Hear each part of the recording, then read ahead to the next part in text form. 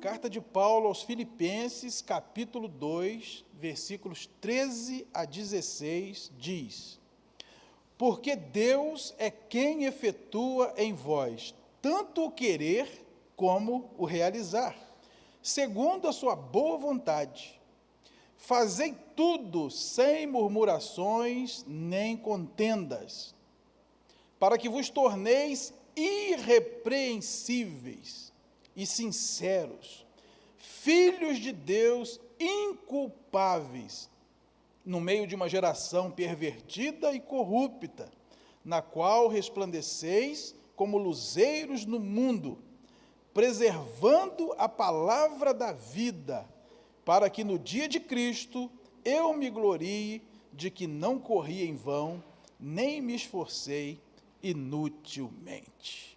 Curva sua cabeça, vamos orar. Senhor, agora nós abrimos o Teu livro com toda a reverência, com temor e tremor, reconhecendo toda a nossa incompetência e incapacidade de entender isso que está escrito, se não houver em nós a revelação do Teu Espírito. Nos curvamos à verdade da Tua palavra. Reconhecemos que ela é um mistério escondido do mais sábio e entendido do ser humano. Mas o Senhor também tem revelado aos pequeninos, e é assim que nós nos colocamos nessa noite, como crianças no Teu colo. Queremos ouvir os Teus conselhos, os Teus ensinamentos, queremos receber os Teus carinhos, o Teu abraço, e saber que o Senhor é o nosso Pai e o nosso amigo, e que nos trouxe aqui nessa noite para nos dar conselhos, para nos abençoar, para nos alimentar com essa palavra maravilhosa. Ajuda-nos, Deus, das nossas dificuldades, prepara a nossa alma, prepara, Deus, um ambiente para que nada venha se perder de tudo aquilo que o Senhor preparou para nós nessa noite. Nós repreendemos toda manifestação contrária à Tua palavra e a recebemos com alegria, em nome de Jesus. Amém. Graças a Deus pela Sua palavra. Os fins não justificam os meios.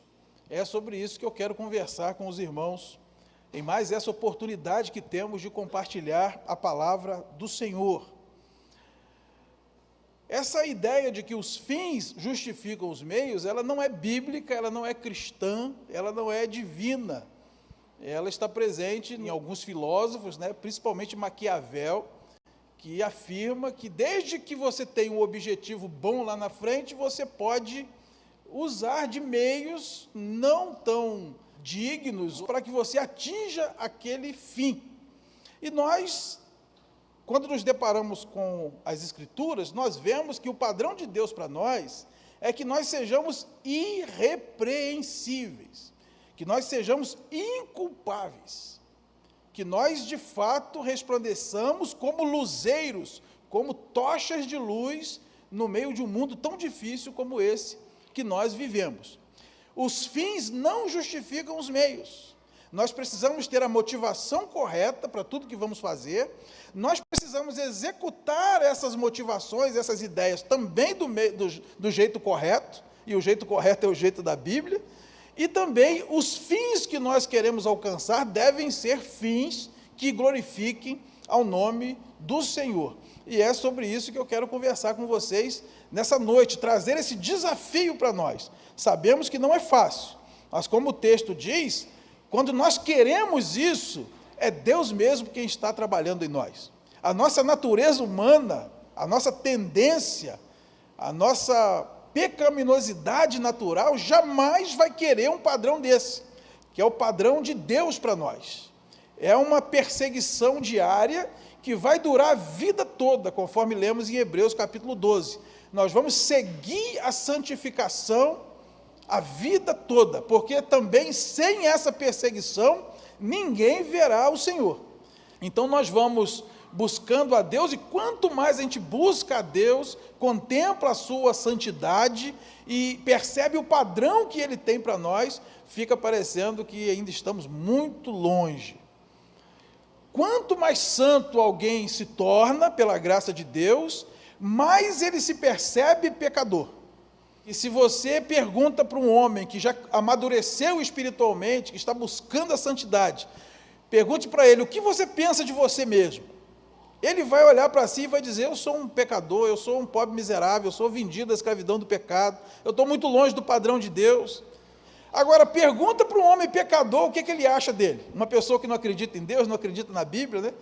Você pode fazer uma visita no presídio, pegar aqueles condenados que têm mais crime nas costas. O que você acha de você? Ele vai dizer, eu sou uma pessoa maravilhosa, eu sou inocente. Pode perguntar para todo mundo aí, pode perguntar para minha mãe, para meu pai, eu sou gente boa. Né? Por quê? Porque aquele que está buscando a Deus e contempla a santidade de Deus, ele olha para si e vê como está longe do padrão.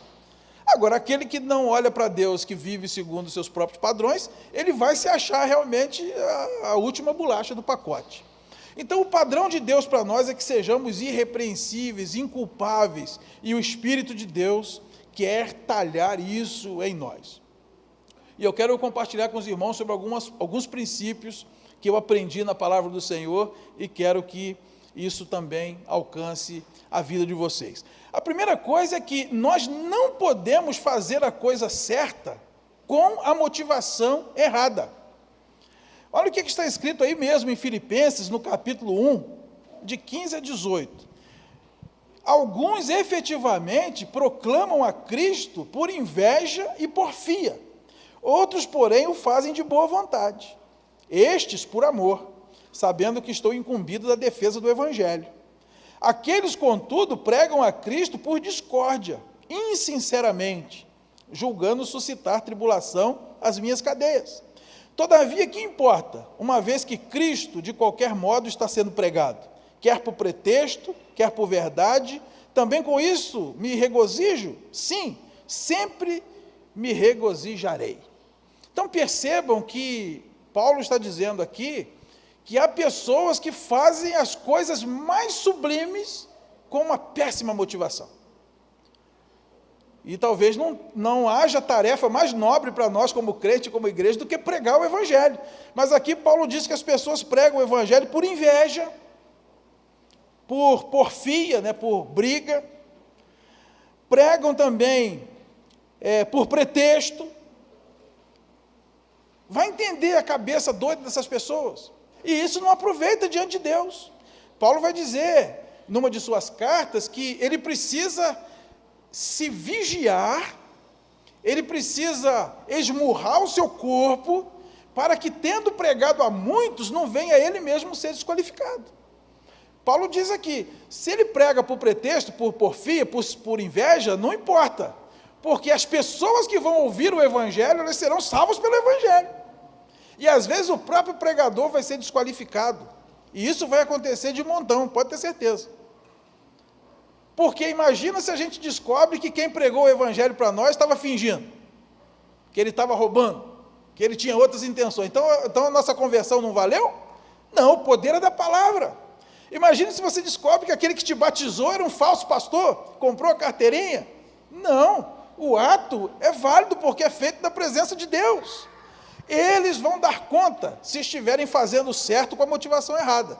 Mas é claro que nós que fomos alvos dos efeitos da palavra do Senhor, da ação do Espírito Santo, não perderemos a nossa bênção de forma alguma. Jesus fala muito sobre isso no Evangelho. Eu quero que você abra lá em Mateus, no capítulo 6. Mateus capítulo 6 é um combate à hipocrisia, à religiosidade vazia, a religiosidade humana. E aqui Jesus bate muito nos fariseus, que era uma seita religiosa da época. O texto diz que os fariseus, eles davam esmolas, eles oravam, eles jejuavam, eles eram dizimistas, eles faziam coisas nobres, mas a motivação deles era errada, porque eles faziam tudo isso não para Deus, eles faziam para as pessoas. Quando eles oravam, e eles gostavam de orar de pé nas praças, o que eles queriam é que as pessoas reconhecessem neles homens de oração. Eles não estavam nem aí se Deus ia responder ou não. A recompensa deles é que a pessoa dissesse, puxa vida, que homem de oração. Então eles não tinham mais nada para receber de Deus, porque já receberam a recompensa. Quando eles jejuavam, eles desfiguravam o rosto, porque eles queriam que as pessoas falassem: olha como ele é consagrado, ele está jejuando. Quando a Bíblia diz que você estiver jejuando, ninguém precisa nem saber. Se alguém tiver que saber, alguém da sua família, para não atrapalhar o seu jejum. Mas não tem que sair anunciando. Quando você der uma esmola, não toca a trombeta. Uma mão não precisa ver o que a outra está fazendo. Porque o Pai que vem em secreto recompensará. Agora, se eu faço para ser visto pelos homens, o meu Pai não tem recompensa para mim, porque a minha recompensa é exatamente ser reconhecido pelos homens. Então, as coisas são nobres. Orar é nobre, é desejável, é um privilégio do crente. Jejuar, dar esmolas, ser contribuinte na obra do Senhor, isso tudo são coisas excelentes, mas não podemos fazer isso com a motivação errada. Não posso orar a Deus para receber benefícios de Deus, eu tenho que orar a Deus porque eu sou amigo de Deus, e eu coloco diante dele minhas necessidades, porque ele disse que eu precisava fazer isso. Eu contribuo não para receber 7 vezes mais, ou 100 vezes mais, eu contribuo porque eu já recebi de Deus e eu sou grato no meu coração. O que passa disso é buscar recompensa de homens, é motivação errada. O fim é bom, o fim é certo, mas a ideia que está na minha mente é completamente errada, e isso me torna repreensível, isso me torna culpável diante de Deus, porque o nosso Deus, ele vê o que está dentro de nós, e eu digo, Deus vê muito mais o coração e a intenção do que a própria ação. Até no Antigo Testamento, no tempo em que a maldade era punida imediatamente, quando alguém matava alguém sem querer, ela podia fugir para a cidade de refúgio, e não pagar olho por olho e dente por dente. Nós vemos o sacrifício pelo pecado involuntário.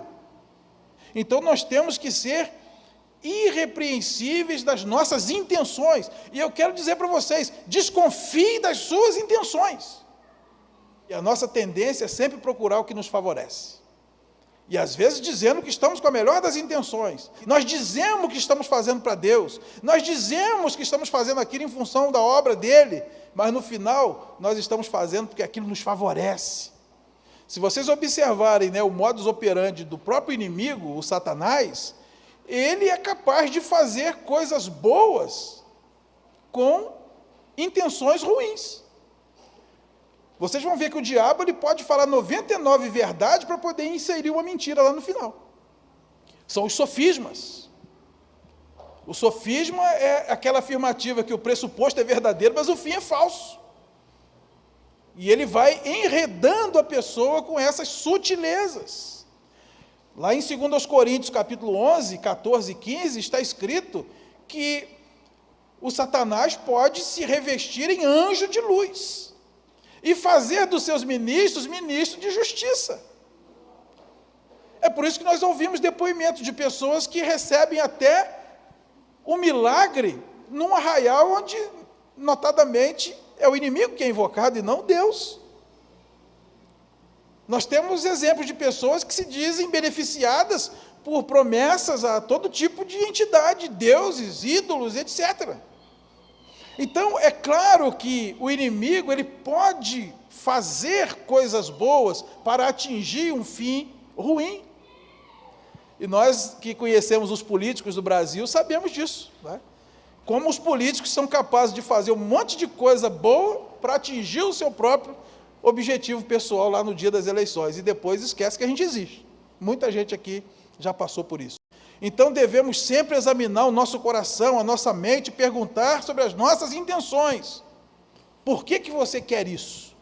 Por que você está indo nessa direção? O que te leva a fazer essa escolha? Então nós não podemos fazer a coisa certa com a motivação errada. Em segundo lugar, nós não podemos fazer a coisa certa pelos meios errados. Olha o que está escrito em Romanos, no capítulo 3, versículo 8. E por que não dizemos, como alguns caluniosamente afirmam que o fazemos, pratiquemos males para que venham bens? A condenação deles é justa. Essa é uma pergunta retórica, é uma pergunta que já é respondida pela própria pergunta. Pratiquemos males para que venham bens? Ou seja, os fins justificam os meios? Já está respondido. Não.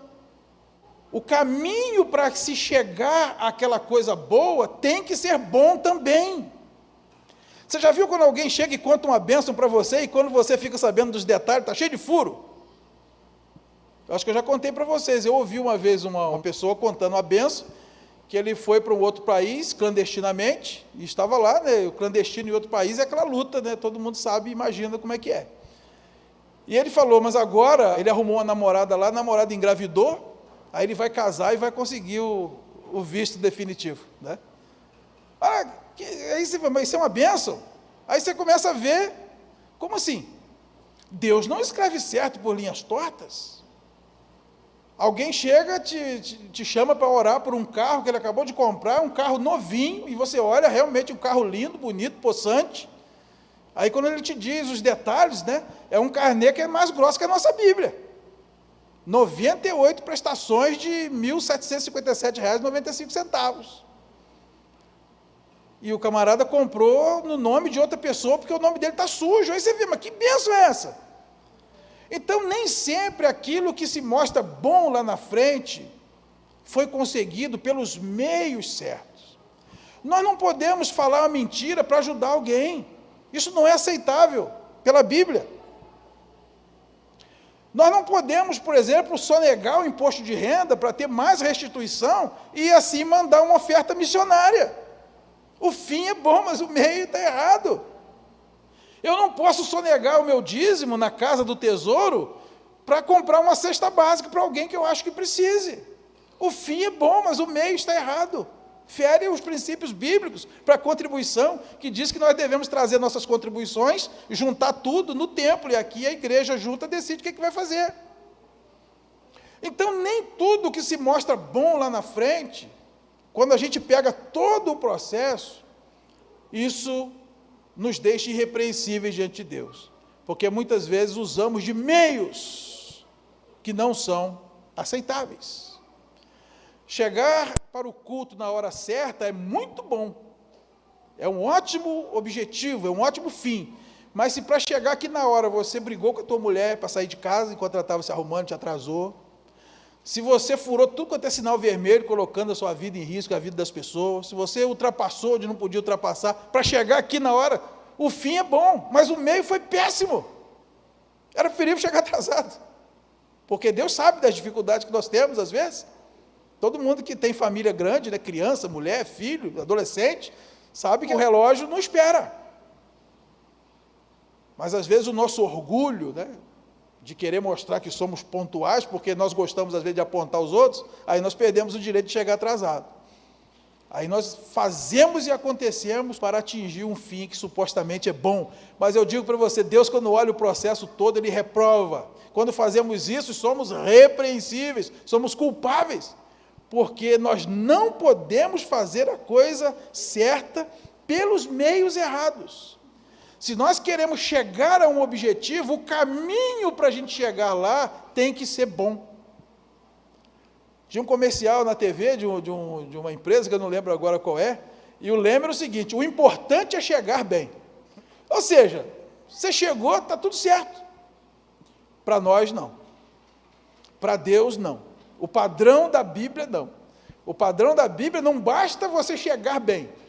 Você tem que ter a motivação certa e o caminho que você vai trilhar para chegar lá também tem que estar certo, porque senão a gente machuca a santidade de Deus com nossas atitudes e com nossas motivações. Em terceiro lugar, nós não podemos fazer a coisa certa da maneira errada. Olha o que está escrito em Efésios, capítulo 4, versículo 15.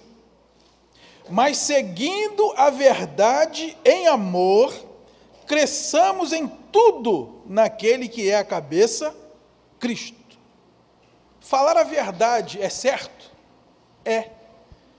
Mas falar a verdade sem amor é certo? Não. E a gente, infelizmente, ouve em nossos arraiais frases assim: quem fala a verdade não merece castigo. Eu falo mesmo, a verdade é para ser dita. Não, a verdade é para ser seguida em amor. Talvez você encontre com uma pessoa e você acha, ou até seja verdade, pelo que se convencionou, que a roupa dela não está combinando, ou o cabelo está desarrumado.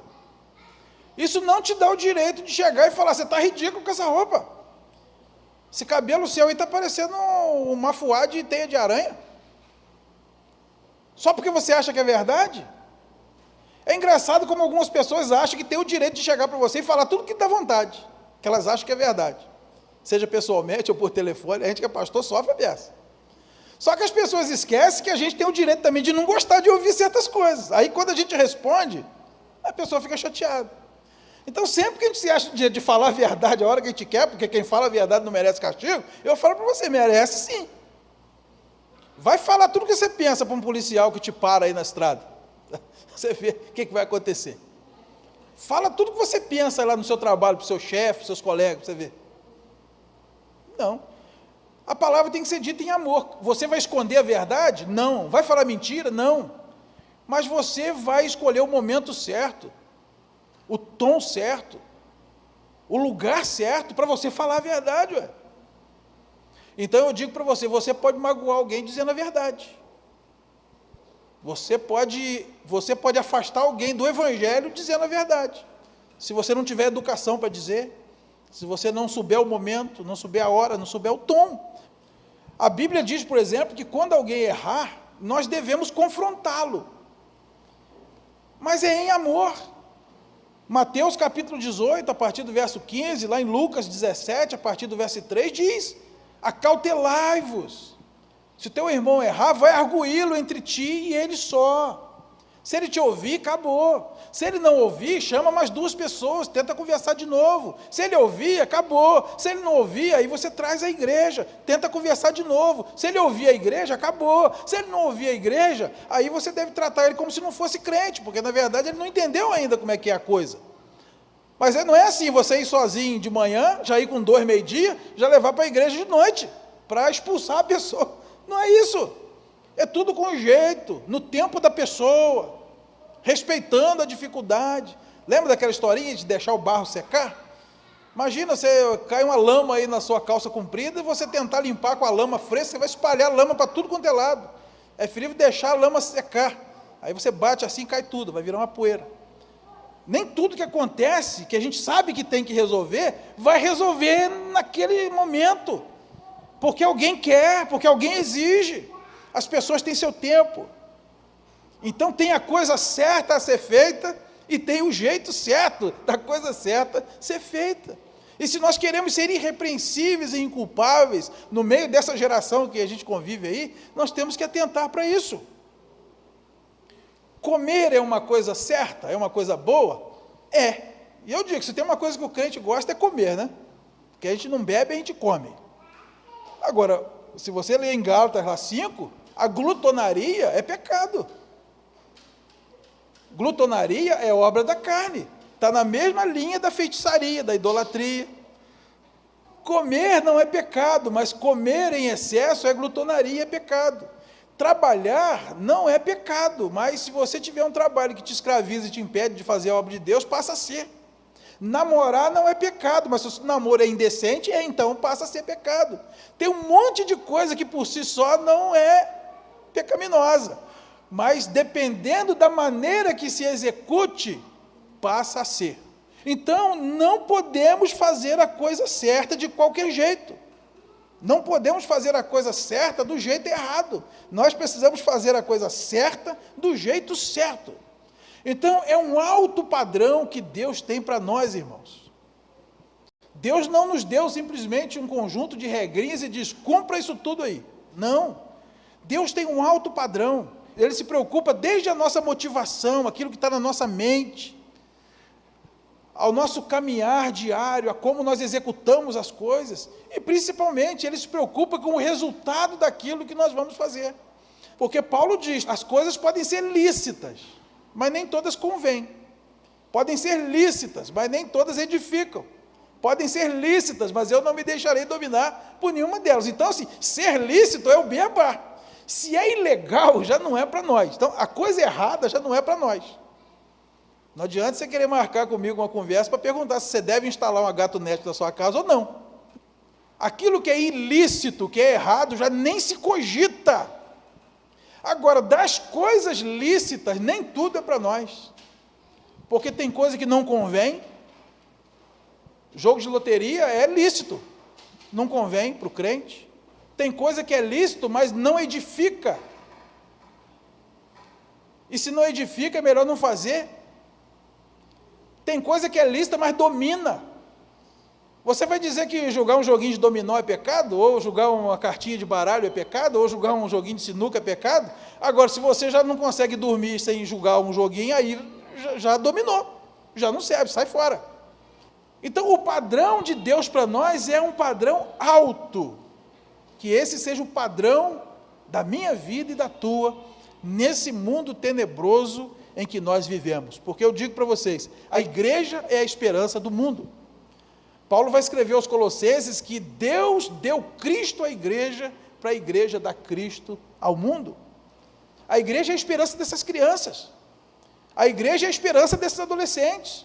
A igreja é a esperança das famílias. A igreja é a esperança da honestidade. O crente, ele é como um vagalume a brilhar nessa escuridão, que jaz o mundo. E a nossa luz tem que brilhar, não se acende uma candeia para se esconder no velador. Nós temos que resplandecer como luzeiros nesse mundo. E a única maneira disso acontecer é se eu viver um alto padrão de vida espiritual. Se eu vigiar o que está na minha mente, se eu vigiar o que está no meu coração, se eu vigiar as atitudes que eu tomo no dia a dia, seja no guidão da bicicleta, ao volante do carro, na mesa do escritório, onde eu estiver, e seja vigiando o produto das obras das minhas mãos, as coisas que eu estou construindo, minhas ações, elas precisam estar dentro dos padrões que Deus estabeleceu para nós. Infelizmente, nós vemos que a igreja aos poucos vai se conformando com o padrão do mundo, sendo que a Bíblia tantas vezes nos orienta a não fazer isso. Não vos conformeis com esse século, mas transformai-vos. Conformar não, transformar sim. No grego ali é é metamorfose. O crente precisa sair da lagarta para a borboleta. O evangelho é o poder de Deus para a transformação daquele que crê. Então nós como igreja não podemos aceitar ser uma velha criatura. Não podemos aceitar a falta de mudança nos nossos hábitos, nas nossas atitudes. Nossa família tem que ser diferente, nossos negócios têm que ser diferentes, nossa condução do carro precisa ser diferente, meu trato com a vizinhança tem que ser diferente. Por que que hoje nós temos no mundo crentes como nunca houve em toda a história, em proporção à quantidade de habitantes do planeta? E por que que o mundo não melhora? Por que que nós vivemos no estado que é o mais evangelizado do Brasil e é o mais violento? Por que que nós vivemos numa cidade que é das mais evangelizadas e é onde tem mais divórcio? Só tem uma explicação. Os crentes desse mundo, desse estado, dessa cidade, não estão preocupados em viver um alto padrão. A gente vai abaixando o sarrafo, a gente vai aguando a limonada. Igual ao mundo a gente nunca fica, irmãos, mas a gente vai ficando um degrauzinho ali só. O mundo abaixa o padrão, a gente abaixa também. O mundo abaixa, a gente abaixa. O mundo abaixa, a gente abaixa. Igual não fica. Isso é lógico. Mas se você pegar o padrão dos crentes da década de 70 e os de hoje, você vai ver muita diferença. Hoje nós vemos cristãos admitindo coisas que nem os ímpios admitiam na década de 70. Então a nossa luz vai deixando de brilhar. O nosso sal vai deixando de salgar.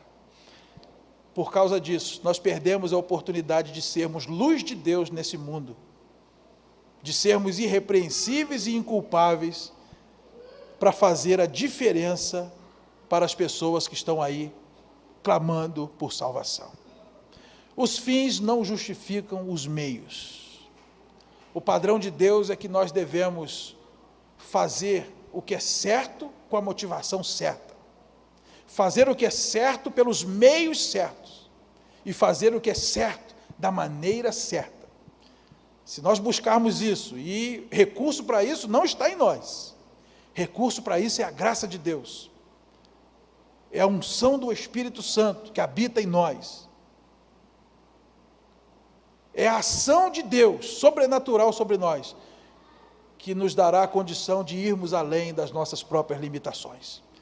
Então eu quero convidar você a ser um inconformado com o padrão desse mundo, e buscarmos em Deus condições para fazermos cada vez mais a diferença. Amém, queridos? Vamos colocar de pé?